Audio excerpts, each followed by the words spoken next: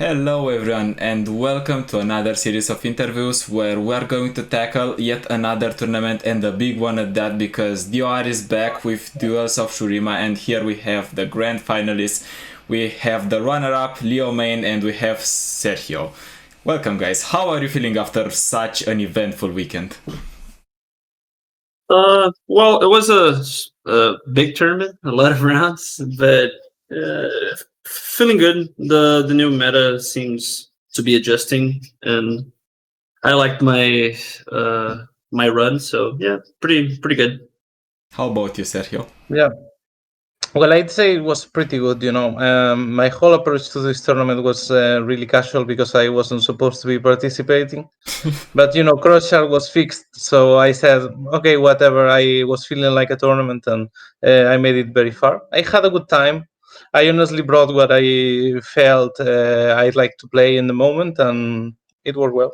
So yeah, I had a lot of fun. Intense matches, I have to say. So it was a great experience. Awesome. And we're going to go through with the decks first and then we're going to go more into detail. And the first deck we're going to be talking about is going to be the good old Trundle Lissandra Lidros Control, which was piloted by Leomane. First and foremost, this has been a deck that has been running around for a lot of time at the start of this meta. So why bringing it as well? Did you expect to not be that counter, or what were you trying? What was your approach with the deck? I guess before replying that, I guess explain how I try to build the lineups. Usually, I try to get the whole matchup table we have for the decks that are present in the meta. Since it's still in the beginning of the meta, we don't have like clear data in order to choose things properly. But from the data I had, I believe Lissandra Trundle is the best deck of the meta right now. Maybe it isn't because, of course, the things are still like changing so much and the deck lists are still being refined. But Lissandra Trundle is really good for the tournament. It was my best deck. Actually, I think I lost one game with it to Sergi, but that's all. But the deck is really good. Fist against Fist TF is really good, and it had a lot of. It was the most recent deck in the tournament. Also, it's fine in the mirror, which was it's mirror match, and it was one of the most present decks in the tournament as well. Against the Felios is fine if they don't play Temple, but against Temple, it's really bad. And against Fiora Shin is also good. So I think the deck is really good for them in the meta right now for the field that we have. The list, I'm not 100%. Of course, there's a lot of things like being tested out, like Matron and other stuff. I like this approach because it's very anti-aggro, and I think if you get to the late game, you just play Watcher or a bunch of Ladros who just win. And the tools that you have to get there are so good. Like Lighter Ravine is like so OP. The card is just stupid. You mentioned the mirror is fine, and I do see 2 copies of Eat the Stairs. Is it there to make the mirror better, or is it there to punish, for example, temple decks as well? There's a lot of monuments in the meta right now. The card is good as a whole. Like against Fist TF, deal 2 damage to everything. Another Avalanche is really good. You kill all their elusive stuff. Against Temple is also really good. In the mirror, you can play it well to take out their monuments if it works. Mostly in the mirror is just an 8-drop, but if you can manage to kill one monument of your opponent and not killing yours, it's good. And yeah, it's more for the monuments, but 2 damage is also really good against Fist TF, which is one of the most present decks in the meta. Speaking of Fist TF, you do have just 2 copies of Ice Shard. Isn't that a bit of a liability into Fist TF, or would you rely more on your Withering Wells in the later turns? Yeah, most of the list used 3. We cut it 1 to play 1 more 3 Catalyst because we didn't have any Catalyst. I really like the card. I actually have a team that we practiced together. We also did for the 4 players that played the same 120 cards. 3 of us made top 8. Creativity and Drac also the top 8 with the list. So we all played the same thing. And while we were discussing the list, we really like Catalyst because it's a good turn 3 and lets you ramp up to Trundle and play your high end faster, which I think it's the objective of the deck. And the rest of the decks already like play anti-aggro. Ice Shard is really good against FizTF, as you said, but I think you have so many tools that it's not that bad. And also the way that they win the game is usually with like copying I forgot the name of the card in English, but Burblefish. That's the name. Yeah, of it? Burblefish. Yeah, Burblefish. Okay, yeah. So when they do that, it's 2 health, and also they have suit up. So Ice Shard is good. That's no questions asked. But I think the main cards are Avalanche and Blighted Ravine in order to win. Also, you already have like 7 cards that deal 8 actually that deal 1 damage to everything, not counting also Lissandra flipping. So I didn't miss that much. The matches against FizTF were very controlled. Going back to you, Sergio, you see this list, and what is your first reaction, or what do you feel about this list? Well, I felt like when I was playing in the tournament, due to my lineup that we will see later, I was really happy to see this version other than the Matron version, because I'm not playing a lot of aggro decks, I'm just playing FizTF. So in the FizTF matchup, I'm confident that it's going to be a little bit hard, but I can pull through with RNG. And yeah, so basically against Invokes, this version without Matron, I should be able to win almost all the time with Tempo. So I was really happy for that. Overall, my lineup is quite decent into Lysandra Trundle. It is that way a little bit on purpose, but yeah. So I was happy to see the list. I think it's a good list, but maybe not perfect against my lineup. I was more than happy to see it. Which would be the most problematic card for you if you had to pick one from this list? I mean, I'm not sure really. I guess Lysandra is one of the keys for this deck to work. So if they flip Lysandra level 2, for example, against FizTF, if they do that fast, that can be a loose condition. But yeah, the list is obviously very strong and it has a lot of good cards. So yeah, I would say Lysandra, but a lot of other AoEs, for example, can be really powerful. Alright, and let's move to the second list that you have been playing, and this list is Fiora Shen. This has been a contender so far for the meta because it is an old list since open beta. Since all the time this has been here. Why did you decide to bring it as well? Well, as I said, the meta isn't really established. The deck lists are very refined with the new cards, so bringing strong decks is a good thing. Just standard thing like FizTF and Fiora Shen. Like they are allegedly the best decks, and probably they'll still be. But as the time goes, people get more time to playtest with Shurima and new cards. They will probably get good decks as well, and then the meta will change. But for now, I think this is one of the decks that is one of the best mid ranges because it has access to counter. So that's really good. In the past editions of interviews, we named this deck Aegis OTK because there were some people who really believed in the Golden Aegis. You run only one copy. Why is that? Do you not believe in the card, or do you think it is not needed in more than one copy? No, I think the card is good. It's just what you expect from the meta. Like the plan of my lineup was to ban Lysandra Trundle and play against FizTF and whatever third deck that they would bring. That's what I expected. Like the 4 best decks, you would play against the other ones. Against Fiora Shen, I don't think it's a very impressive card. Lysandra Trundle, I'm banning. Against FizTF, I don't think it's a good card. I mean, not to play more than one, and it would just be good against maybe a Felios, but I'd rather just run more curve. But again, I'm not 100%, but I could run more. It's basically what I just tried for this. What you do run more is double-breasted formation, and I have to ask you, is this a tech to feel more comfortable in case you have to face the mirror and you have to ban another deck? Yeah, against any deck that gets into the late game, Blights of Formation is usually auto-win if you're like tied for the board or not not like so behind. So yeah, I think it's a good card. If you just run more curve, you usually get to the late game. So it's I like playing 2 Blades of Formation. And I have to ask you about the Repose Spirits Refugee balance, because people play 2 of one of another, just 1 copy or 2 copies of something. How do you decide your balance between Repose and Spirits Refuge?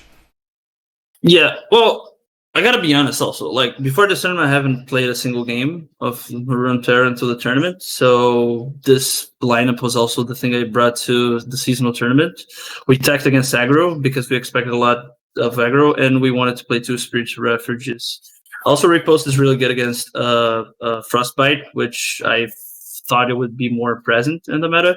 So that's why we split it like that. Also, the list that would play last, they would play more Golden Edges, and that's based on what they expect from the meta. I didn't expect much control aside from Lisandro Trundle, and that's what I was banning, so that's why we played more combat tricks, because we felt it would be more attrition-based. Again, going back at you, Sergio.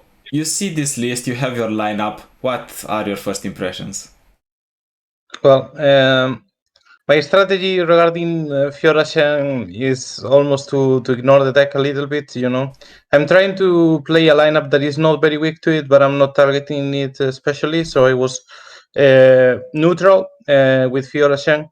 I think, you know, it's a deck that can be really, really strong if they draw the champions in the early game, and you know, some of those games you will just have to take as losses, but overall, I think I have a bunch of even matchups. I would say, you know, they might be averaging like 50%, 55 against Fiora Shen. I'm like, whatever. One thing that I look for in the deck is the amount of refuges for one of my decks, the Overwhelm deck.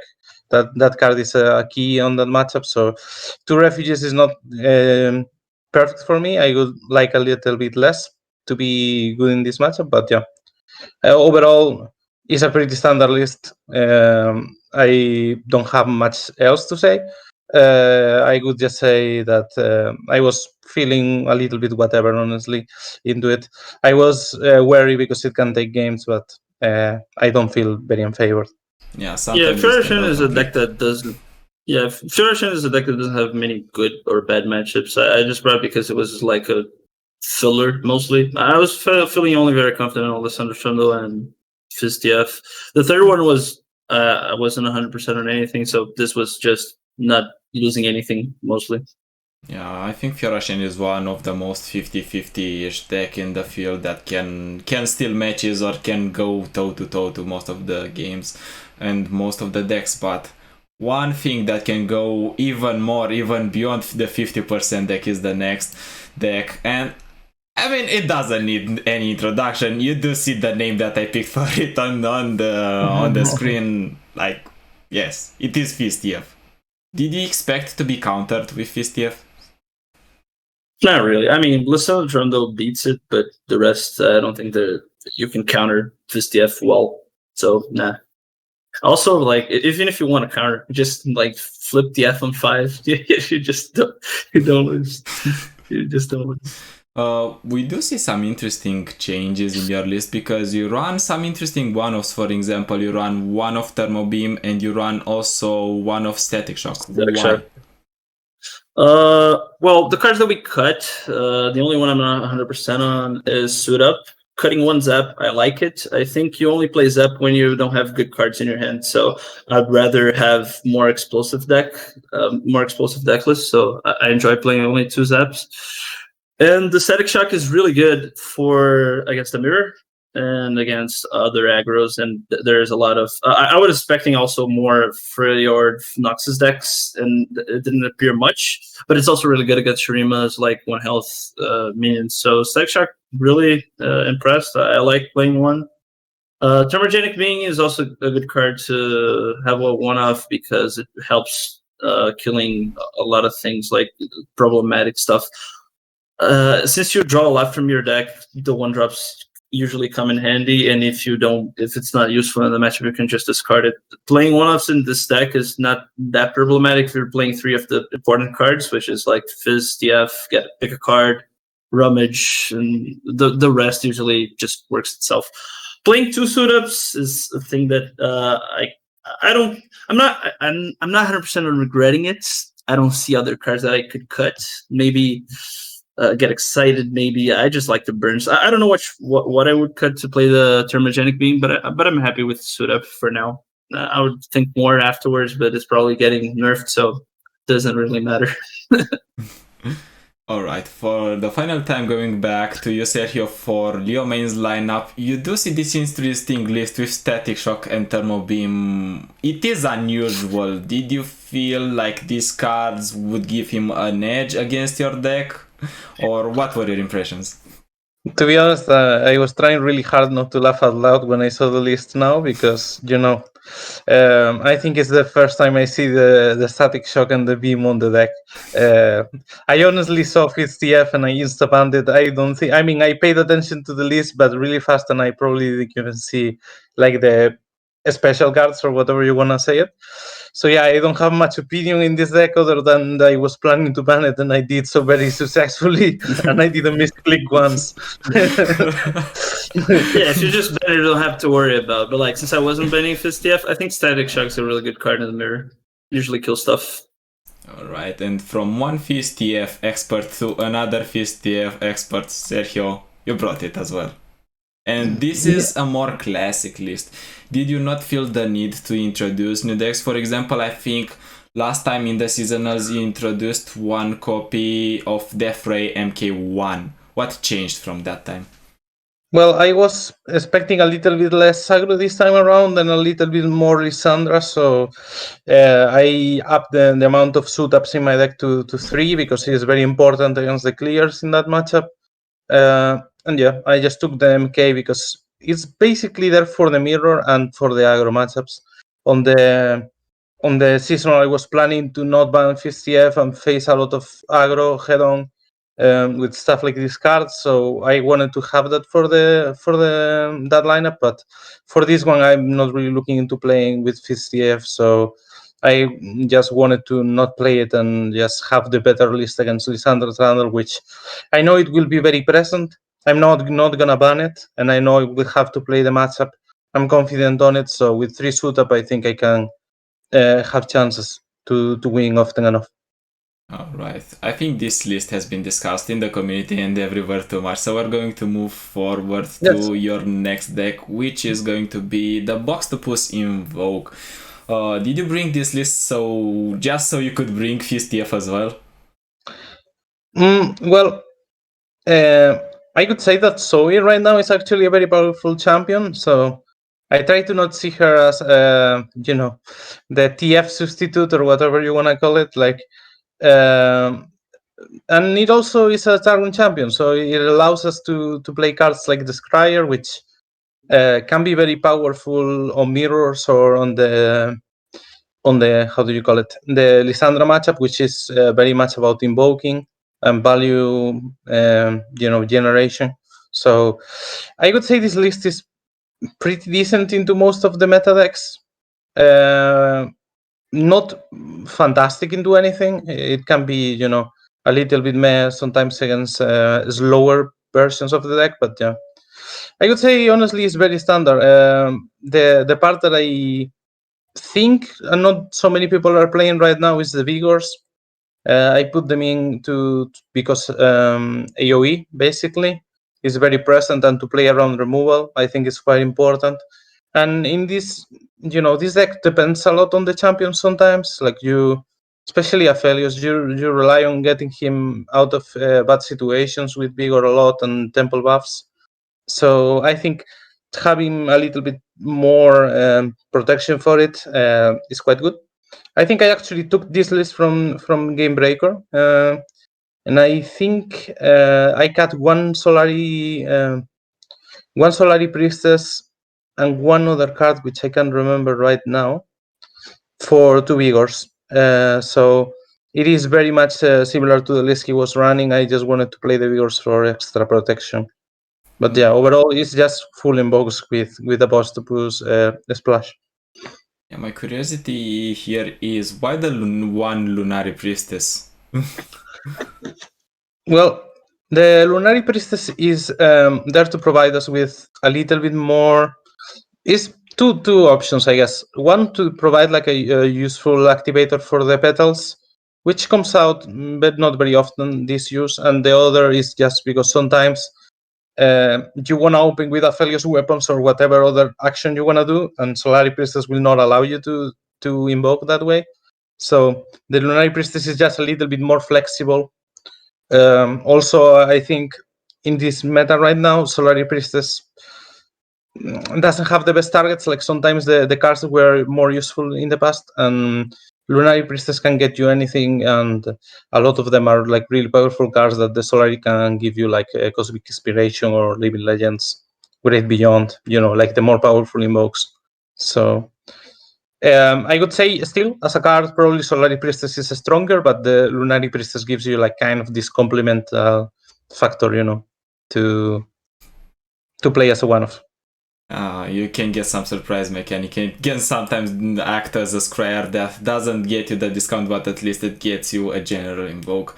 And this is a personal curiosity. Did you queue into many mirror invoke games, or did you play any mirror invoke games at all during the tournament? Well, I played, I think, at least one that I can remember. I played two that I can remember at least. I played one against Drisoth and one against Tenchu, I think it was, on the Top Cat. So I won one of the games and I lost another. I lost to Drisoth and the game decider, and against Tenchu I also won the game decider with this list, I think.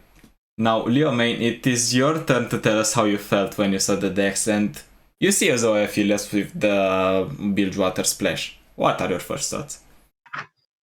Yeah, this is a good list. I don't play much Aphelios. Truthfully, when analyzing data, it's hard to get like how the matchups are for Aphelios because there are so many variations, like Aphelios TF, Aphelios Zoe, but with another faction. So I like the list. When I first saw it, Sunblast Vigor was a pain because it helps a lot again on the control matchups when you're trying to remove stuff with damage like Avalanche and Ravine, but it seems pretty standard. To be honest, I'm not an expert on the list, so can't talk much on it. Right, then we can move forward to the last list, which is the spicy kid of the meta right now. It is the Shurima Overwhelm with Freljord. What is the reason behind bringing such a spicy list? Because I know people have started playing it like crazy. Was it just the hype of the moment, or was it more behind it, Sergio? Well, so I was playing this list on ladder because I wanted to test how it did against Lissandra Trundle, and it gave me pretty good results. Also, statistically, it has a good matchup against Fiora Shang. That I haven't felt it to be so good as the statistic says, but still, decent matchup against Fiora Shang. I'm banning TF Fizz, and good matchup against Lissandra Trundle. That's already kind of what you want out of a deck. I was expecting a little bit less Targon than I actually faced. I faced quite a lot of Targon, so against Targon this is not the best list, but I still managed to win a couple games against them. And overall, as for the list, maybe if someone is not so familiar with it, I would say that it groups quite well. It's like the old school Rico Rex Overwhelm with Noxus splashing instead of now we splash with Shurima. And it actually feels like a much better deck. It still kind of feels not tier 1, but when you get the powerful draws, it can definitely put a lot of decks out of the game really fast or put them in a really bad situation. And yeah, we can talk about the specifics on the list. It really doesn't have like that many, complicated interactions to it. It's just a beat down deck with big units that hit hard. So yeah, I would say one plus for this deck bringing it to tournaments is like it's quite easy to play, and it allows you to. I think it's easy when you see the opponent's list to play this deck to a really good level and know what they're gonna do, how you need to react, because you're gonna be playing, proactive and putting them on pressure to make moves to stop you. So yeah. You said that this list feels better than the Noxus Splash, and on my end, I think that the Noxus Splash feels better. So from your point, why does this list perform better than the old Overwhelm list? Well, there's 3 reasons, I think. The reasons are called Green Runner. I honestly would just summarize it as that. Like the stats on that card are like a little bit crazy, and I would say Renekton is also a big. Without being like a very OP champion, it allows you to have a champion that comes out before turn 8, which was a little bit of a problem on the other list. Like Tryndamere was powerful, but still felt like a little bit slow for a list like this. So with Renekton, you can activate Renekton, especially if you attack on odd, like on turn 4, turn 6. You can put Renekton on 4, challenge something, and then with Sejuani give it vulnerable again on turn 6 and challenge again and level up. That's the dream, but it happens decently often because Renekton is quite beefy and you have like a couple tricks. So I would say that the list has a little bit of everything. It has powerful tricks on the Shapestone and the Ruthless Predator, and Exhaust also is a very good trick. It has a little bit of Cardro, so Shurima really gives it a lot of what it lacks, which was value in the sense of like Cardro to not run out of cards and have bombs for a long time, and then it gives it like a little bit more powerful tricks. The big thing that you will miss, though, is the Calling Strikes or the Death Hand or whatever removal you were playing. So against TF, you can't actually deal with him at all. So you better be banning him. Because if he flips turn 5, there's no way your big dude is gonna hit again. It's getting yellow carded back into the bench. For one last time, Leomane, how did you feel when you saw the list, the overwhelmed list with Shurima Splash? That wasn't a deck that I wasn't expecting much, but after I saw the statistics on it, it felt like a pretty strong deck. It wins against Lissandra and Fiora, as Sergi pointed out, and it made a lot of sense in his comp, like to just ban FizzDF and play against the rest. It sounds like a solid deck. Wasn't expecting it, and actually we're like started to think about it to play next. The deck's really good. Ruin Runner is a really good card. It's what I ban for, because I know he would ban FizzDF and the rest would be just bad matches. So, yeah, good deck. I don't know about the list. I haven't played it yet, so I can't commentate much on the cards. It's as Sergi said, it's just a big just play guys and attack them. So since there isn't much like enchantment or artifacts, things that like win the game outside of it. So even if they play TF, I mean it's a bad match, but they just have to block it. You don't have to remove it, but they just have to block your stuff, or otherwise they die. So yeah. Alright, and now that the matches have been over, you probably have gone back and reviewed them. If you guys would have to point 3 key turns for each other, for example, Leomane, if you had to point 3 key turns or plays that decided your games, which would have been those? I mean, stuff, right? I guess 2 suit-ups cost 2 on the first 3 turns on the Fiora Chen matchup. The rest, I think it was fine. The matches went along as they were supposed to, I think. The other ones, he played Temple, he wins. Then the other one, Lissandra Tron against FizzDF, I think it's fine. Good for me also. In the last game, I think he's likely favored on the FizzDF matchup, but I guess suit-ups just crushed me. So yeah, I guess the 2/4/4s on turn 3 elusive are hard. Do you have any comments on that, Sergio? Well, I could say I don't remember the exact. Oh, yeah, I do remember the exact ordering actually. So the first game it was like a really easy game for me where I dropped Temple turn 4, and I guess that was the key of the match because it just snowballed on Freljord deck that can't really deal with it that well. So yeah, I was able to handle and get a lot of value for myself and win easily. And the second match was actually a really, really close game. FizzDF against Freljord that he barely managed to eke out with like an extra heal. I don't know if he had. All 3 get excited, all 3 Mystic Chef. I mean, if he draw the heals, it's fine, right? Yeah. I didn't know if he. I didn't try to think about it, because he top decked the heal. I don't know if he had another one. He was running out of them, but yeah, I had lethal just as he was attacking me, and he top decked a heal to put it away, which was You also like top deck the lethal, right? I mean, but yeah, yeah. yeah, okay. I'm just pointing out. Well, Like, yeah. yeah, We're just gonna say it was calculated, right? yeah, of course. Yes.